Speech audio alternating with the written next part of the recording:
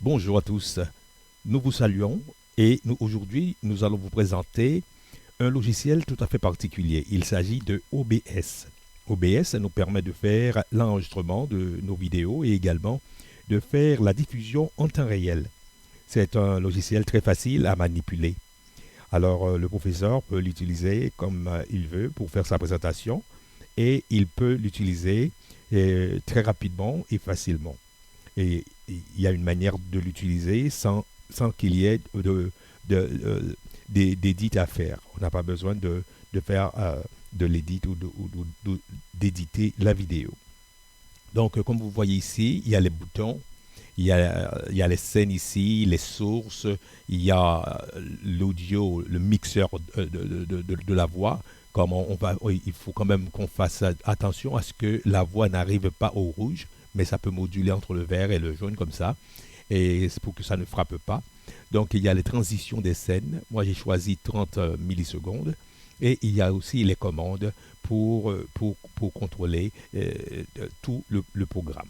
Donc, en fait, les scènes ici, il y a toujours une scène. La première scène est toujours là. On ne peut pas.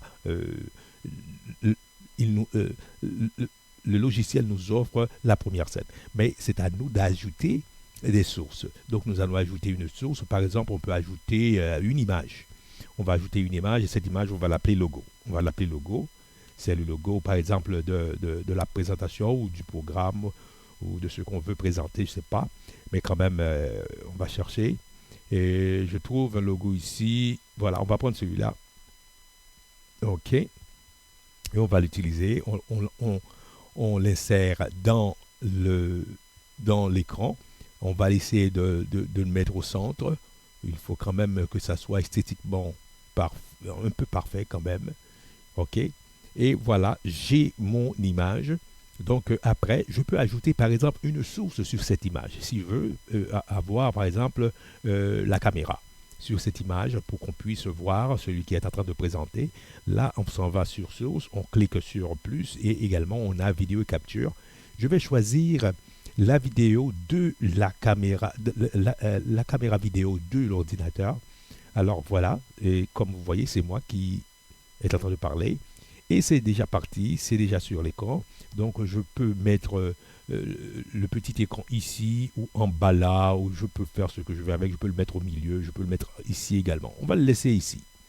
Donc on peut parler et en parlant, le professeur peut faire des signes. Par exemple, il peut aller ici, il peut dire comme ça, il peut aller en bas, il peut aller à côté, exactement pour bien illustrer son cours. Donc, si j'avais mis le logo avant, par exemple, si le logo était comme ça, on va essayer de faire.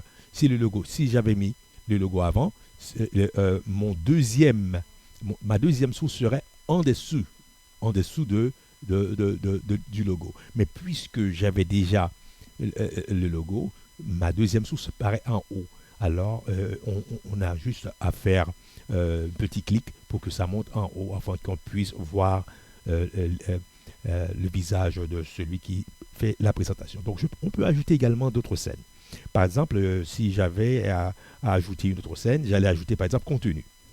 Contenu, cela veut dire le contenu, cela pourrait être un diapo ou une page que j'aimerais partager avec mes étudiants. Donc, on va dire ça comme ça, et je mets contenu. OK?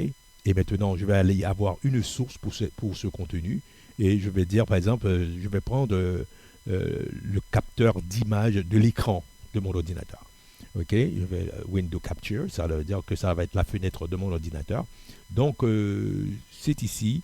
Je peux choisir, c'est la fenêtre de mon ordinateur, tout ce qui est ouvert, pareil ici, toutes les fenêtres qui sont ouvertes sur mon ordinateur, pareil ici, et je peux choisir. Maintenant, nous allons choisir Norton. Je choisis Norton. Norton, j'ai un antivirus sur mon ordinateur, et voilà, cela pourrait être, par exemple, si on est en train de présenter un cours, cela pourrait être un diapo, et on le met, on le présente. Et si on veut ajouter encore une autre source, on peut ajouter une autre source, par exemple une source de vidéo. On peut ajouter une source de vidéo là-dessus. Oui, on peut ajouter la capture d'image 2. Ça, OK. Ça va être encore, on va prendre l'écran. Si je veux encore parler, ça va être encore l'écran. Mais ici, il faut ajouter, par exemple, il faut désactiver quand c'est pas, quand on n'utilise pas cette scène. Et il faut demander au logiciel de juste suspendre de l'utiliser. Alors on clique ça pour qu'il n'y ait pas d'interférence entre cette scène et l'autre scène. Et on choisit où on veut mettre l'écran. OK? OK? Voilà comme ça. Et c'est parti. Donc ici, pour les commandes, on peut avoir ce qu'on appelle les raccourcis. Les raccourcis nous permettent de bien contrôler le programme sans qu'il y ait de délai. Donc pour moi, j'ai fait pour commencer mon enregistrement, je peux cliquer sur CTRL R, cela va commencer l'enregistrement. Si je veux faire arrêter l'enregistrement, je pèse CTRL S. Si je veux faire une pause pour l'enregistrement, je vais faire CTRL Shift ou majuscule P. Si je veux redémarrer après la pause, je fais CTRL et puis je fais majuscule ou Shift R. Et bien c'est comme ça, j'ai choisi les raccourcis. On peut choisir le raccourci qu'on veut. Donc pour démarrer l'enregistrement, on va tout simplement passer par la transition. On peut cliquer sur Start Recording et puis après tout de suite on passe à la transition. On va voir. Je fais Start Recording ou bien je pèse comme j'avais fait CTRL R. Je peux faire CTRL R. Je vais faire CTRL R et ça va commencer à enregistrer et je fais la transition. Tout de suite, je fais la transition pour que je puisse commencer à parler. Mais malheureusement, j'ai pas fait,